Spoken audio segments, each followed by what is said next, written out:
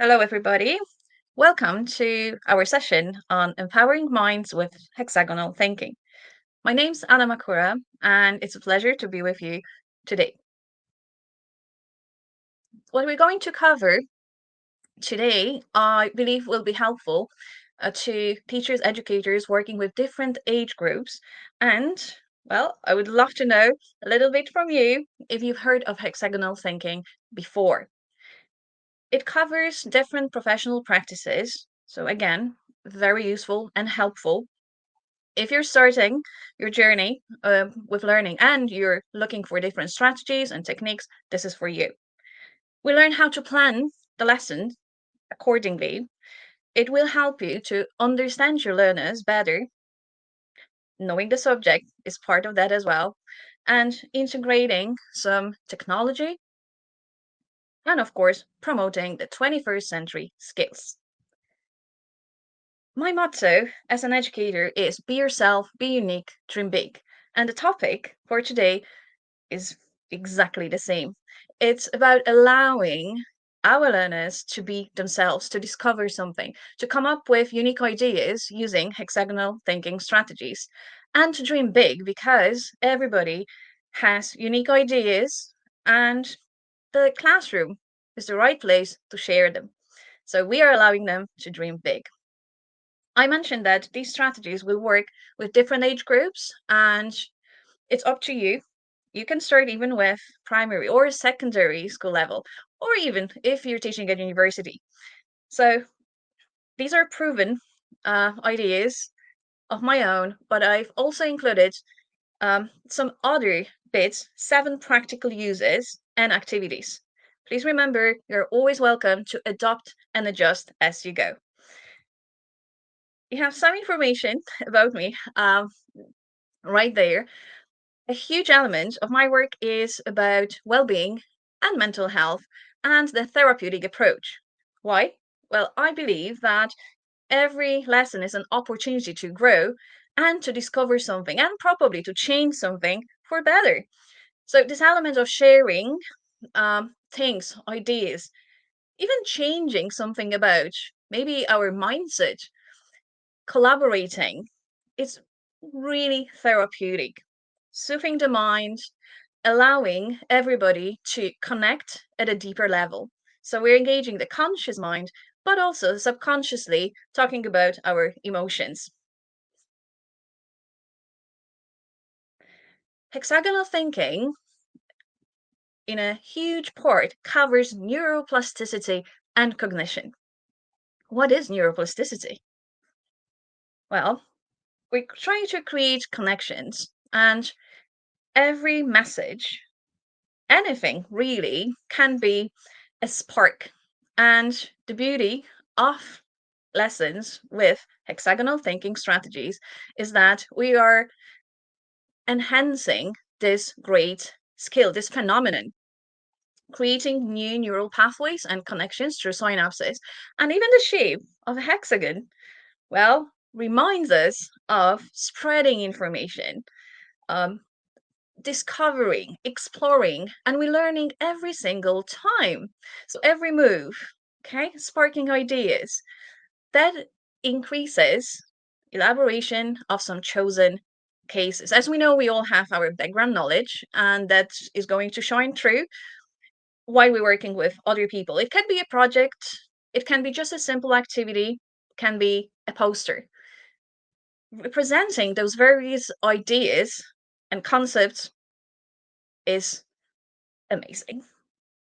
You can grasp just one simple sentence, term, definition, idea, picture, anything at all, and you can go from there. What's important later on is active listening, also trying to match all those things, but at the same time, grasping those complex relationships by identifying patterns and links.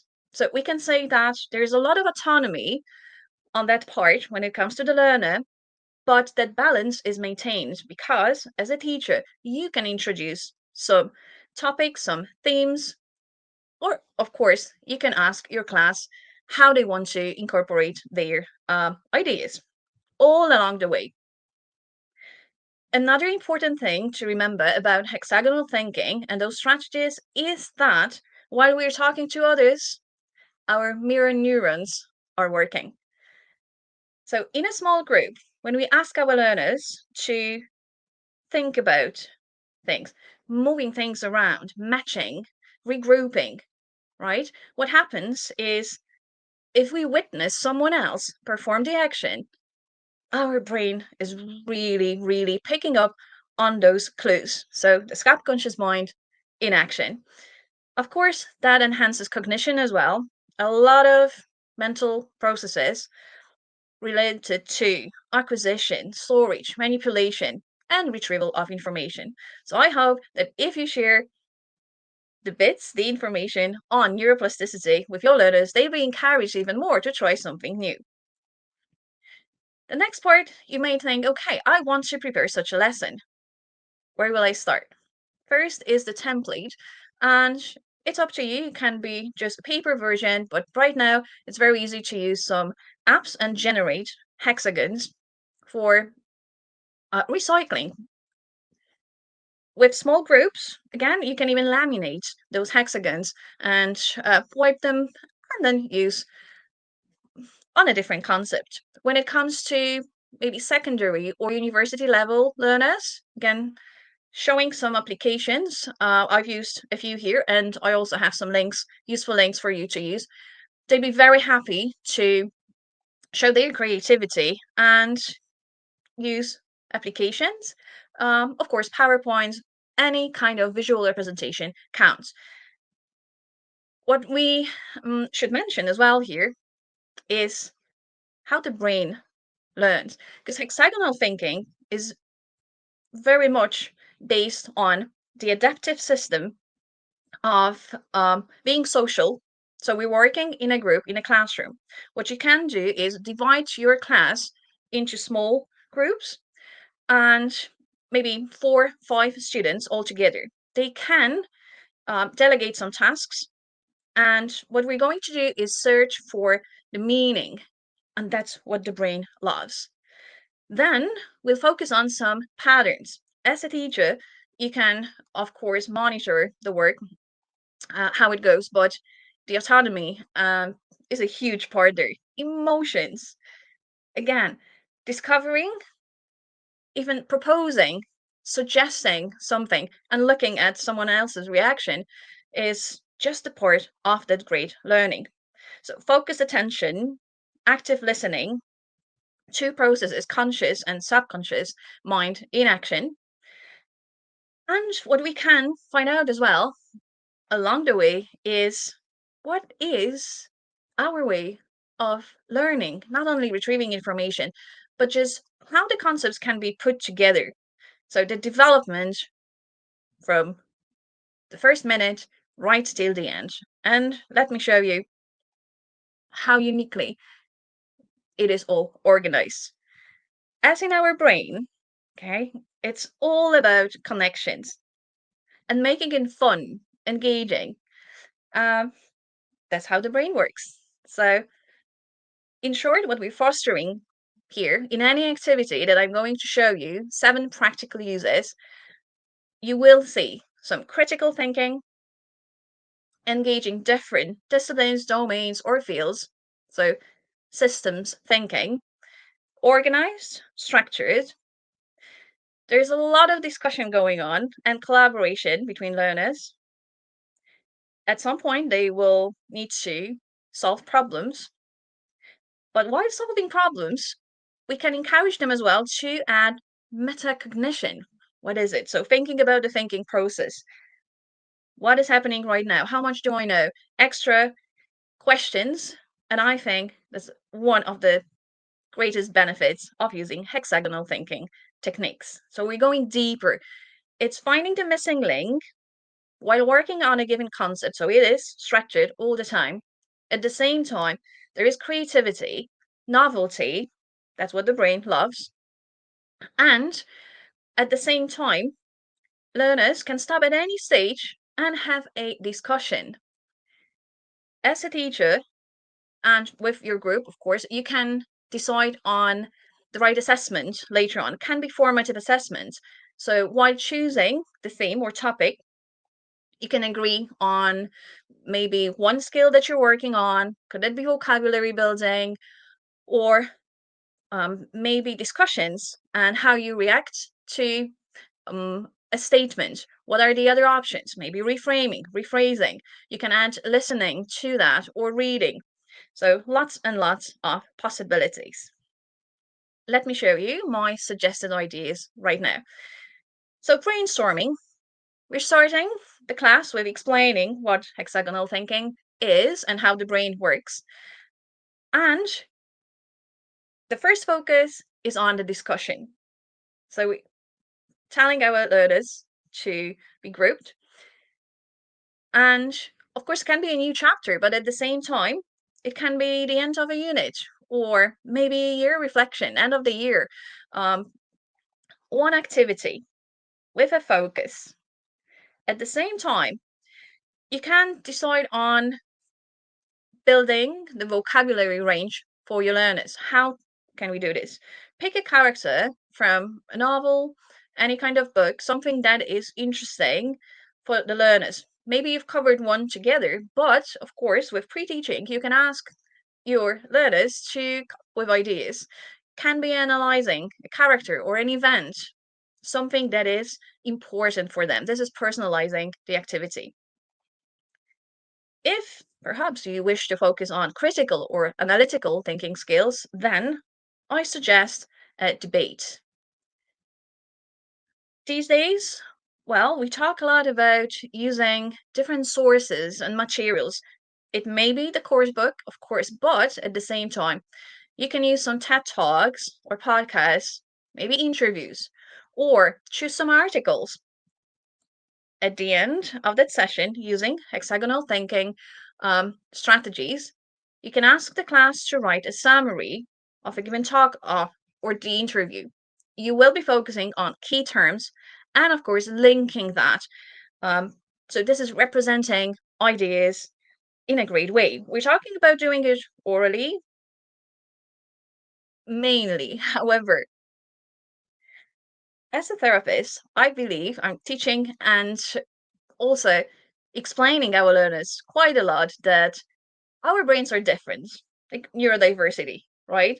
So when we work with maybe dyslexic learners, it may be quite hard to come up with the idea and write it down, okay? Or that fear of spelling mistakes may be holding them back.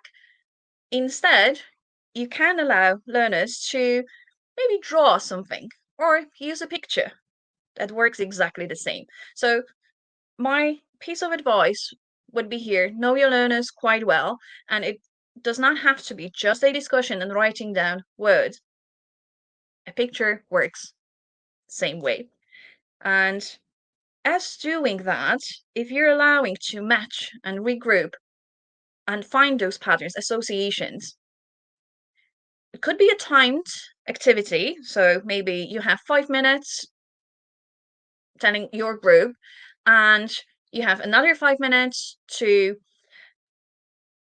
check, go back, and find other solutions. That's quite interesting, right? So we're focusing first on similarities, the pattern. Oh, that works the same. This is the same, and that looks almost like this thing. Another way to approach this task is compare and contrast.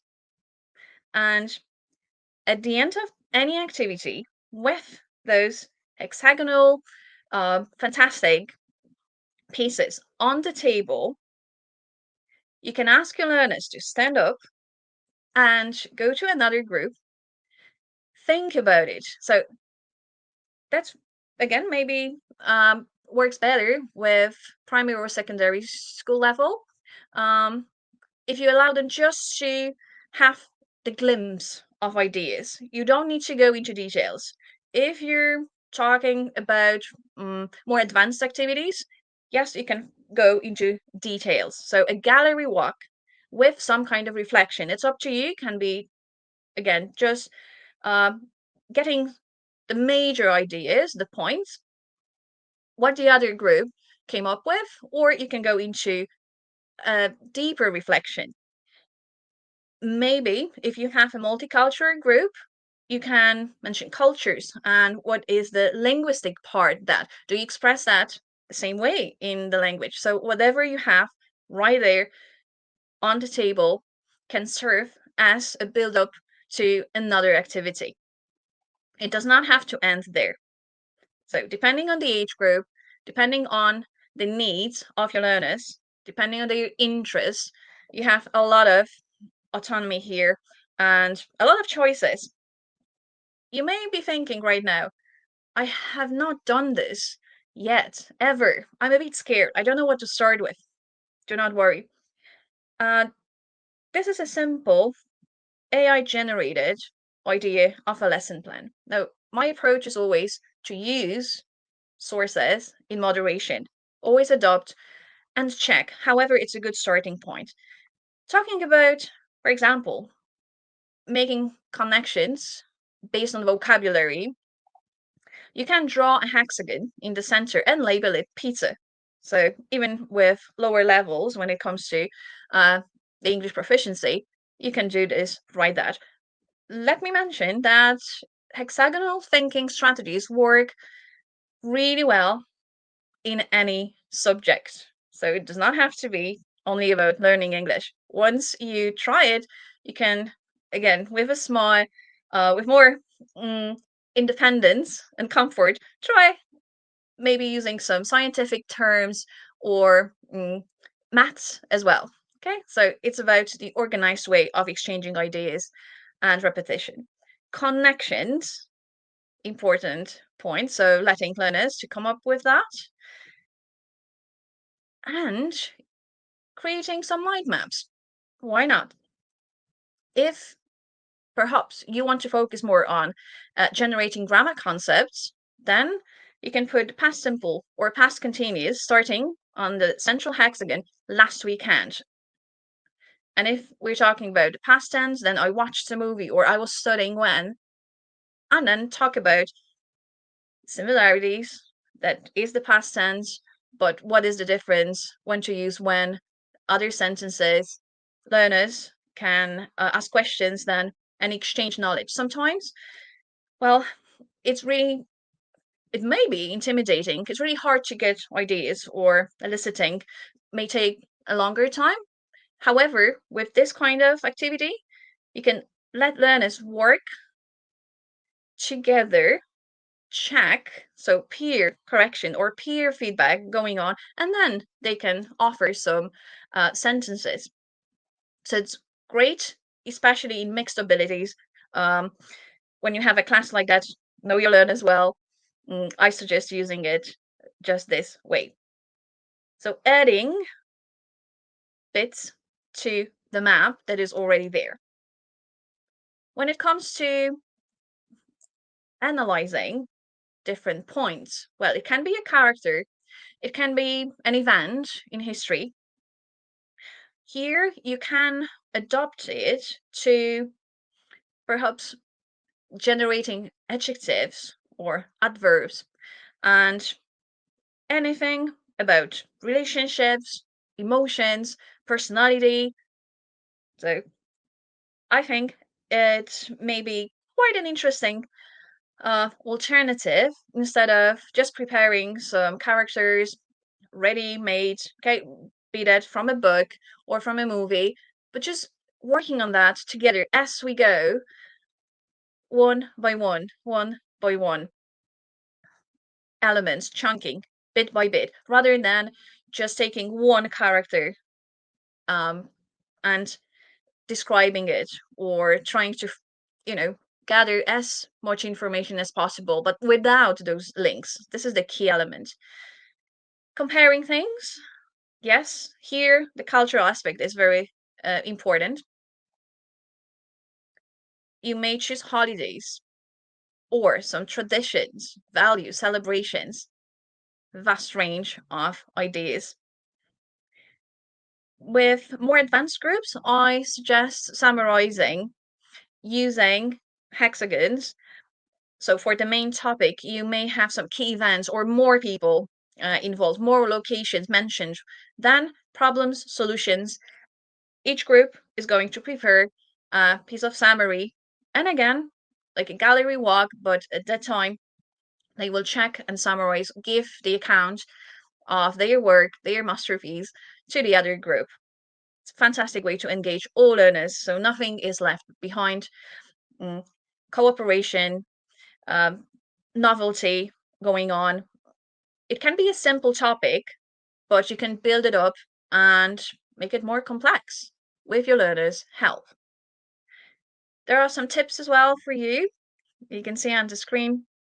Provide starters and that support when it comes to vocabulary. But as a teacher, the teacher talking time again can be reduced. You just encourage all the time. You allow visuals, as I mentioned before. You allow more discussion going on. And of course, maybe colors, uh, drawing arrows. I will show you in the next slide ready-made projects.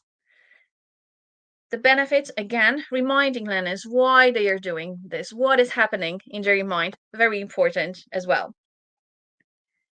I believe that promoting analytical and critical thinking skills is the key in every way.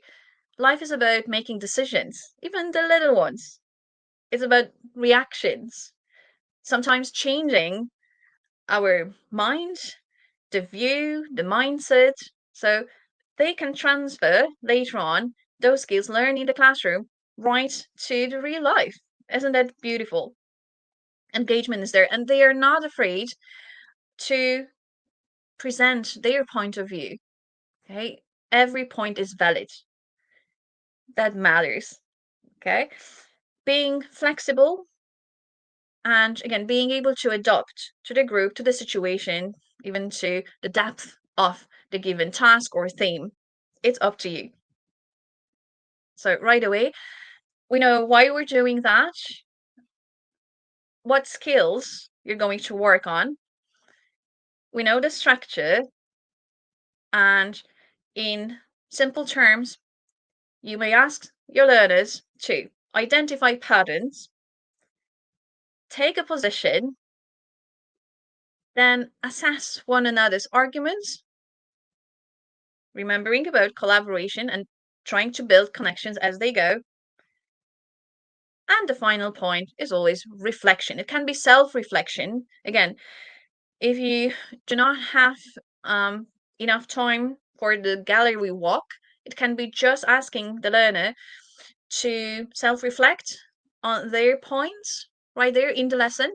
Another idea for homework. Again, while working with neurodivergent learners, it's like reminding them that it's all about the process, being engaged, being on the task. So now making allowances. They can record their explanation. I mentioned earlier they can draw something. It's not a problem at all. Or recording their thoughts. Now, reducing the number of hexagons may work as well.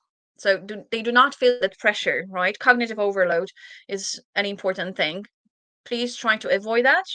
It's not about the quantity of hexagons on the table, it's about the quality. So, again, depending on the difficulty level or where your learners are at when it comes to different skills, you can reduce the number of connections, and perhaps a nice starter could be just distributing hexagons and asking your learners about a weekend. So create your own hexagons, and then they can talk about maybe similar activities, interests, hobbies that they have, something that they did, again, vocabulary or grammar, something they're planning so you can focus on the future. Tenses. Yes, you can decide on your own, you can decide with your students. I believe that giving that autonomy brings great effects. So, in advance, if your students are happy about trying something new, or if you want to adopt maybe next week you want to offer hexagonal thinking strategies in a slightly different way, you may review the points that they have come up with. You can give or suggest a book, or it can be more focused in terms of terminology. So whatever you are going to do, and that's a new topic, and as a teacher, you know it may be more challenging. It's not recollection of events. It's like building things for the future. It's a new topic, good for brainstorming, but please make sure that you have checked before terminology, vocabulary, and that your learners will know exactly what is going to happen. So adjusting with the planning of the lesson stage. 21st century skills are embedded in the process.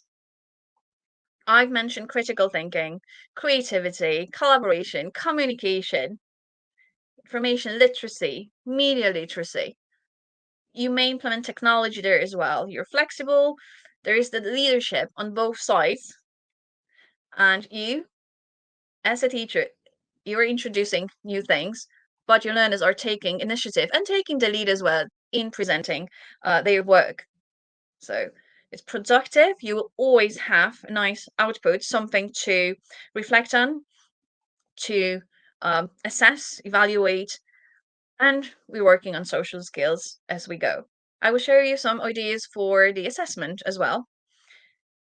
But before, let's talk about working on the meaning, multimodal meaning. Here you can see a visual representation of a concept. So you do not, as a reminder, you do not have to write things down. You can prepare photos like that and pictures as prompts. Here is an example of a net that has been created with hexagons by students. You may agree right from the beginning of the session how big it's going to be, or maybe 20 or 25 connections is enough, or that you're not leaving out or creating some island separate links on your own, or your learners can ask you if that works as well. So here the teacher is explaining that it was okay to go from just one concept to another and then finish it like that. So it does not have to be one cluster, but something like that, of course, is allowed as well. Another example, now we work in class, in person activities with the gallery walk. Yes, a great idea. At the same time, hexagonal thinking activities work really well online. So students can connect and create something like that together in real time, adding, deleting, matching, some discussions in chat rooms as well, breakout rooms may be allowed. It's up to you. So here's another idea. I'm stressing the critical inquiry and reflection part and personalization as well. So we're starting with statements, high content words, so keywords, active listening, okay, focusing on the process. As a teacher, you're monitoring, going, and again, you're available to maintain the balance. I like to say it's very much organic, so it can be louder discussion with emotions, excitement. At the same time, there is a method, right? And you have that structure. Learners know really well what they should do. So they are in groups. You can change the topic. It can be a timed activity, or it can be a bigger project as well. But it's very clear what they are working on and what we want to achieve. When it comes to assessment, of course, the evaluation of that masterpiece, I like to call the things, whatever they prepare, be it a small kind of cluster or a bigger project poster, then you may choose the criteria. So focusing on the discussion, or maybe was it about identifying patterns? It's very hard to focus on all the things. They are part. They're in between when we're coming up with some solutions and ideas. So I suggest picking maybe one, two, maybe 3 points, and then get this is a sample, a very basic uh, worksheet like this for assessment. And you can do it with your learners as well. Isn't that great? So they really are engaged in the process. If that skill, maybe collaboration, was it demonstrated or on what level, in what way was the mission accomplished? Okay, or this is the moment when learners can discover that they are actually great at certain tasks, or you can delegate some uh, task later on a different activity according to their strengths. I believe in the strengths based approach, and this is how you can really find out more about your learners, and they can discover that themselves too. So again, another idea for assessment could be planning or just identifying patterns. Are they clear, insightful? Is it about taking that stance? Very good in debating, maybe finding references, or that composition. If you choose writing skills, why not? It can be giving a clear response, or maybe get reframing. What is the thought process, coherence, cohesion based on your hexagons there and build pieces? So, just to recap, the formative assessment is creating own webs, autonomy. Perhaps you may ask your learners to use real life scenarios. I mentioned at the beginning of the lesson, you can ask them about their experiences, events. They love to chat at the start of the lesson. Why not? Searching for new scenarios, linking that to something you have already covered in lesson. Fostering cultural and linguistic diversity, inclusion. Again, your learners can offer a different perspective shift, and that is very much encouraged. So, independent thought. From there, you can focus on maybe some linguistic or grammar features. You can, while rephrasing or having some pictures, you can go to metaphors, rhymes, whatever suits your lesson and your learners' needs. I prepared some useful links here for you. Encourage you as well along the way to generate um, things using some apps like Gamma or Cameo or in video. The whole process does not have to finish with one project or one poster. Learners can create some videos at home. So it can be a good way, again, to continue that learning. This is very important. Ultimately, what we want from our learners is to retain the information, uh, remember as many things as possible, but making it brain friendly. As I mentioned at the very beginning, brain loves creating those associations. Everything is around us. Yeah, we talk, choose, we get excited about finding something that we have in common with the other person.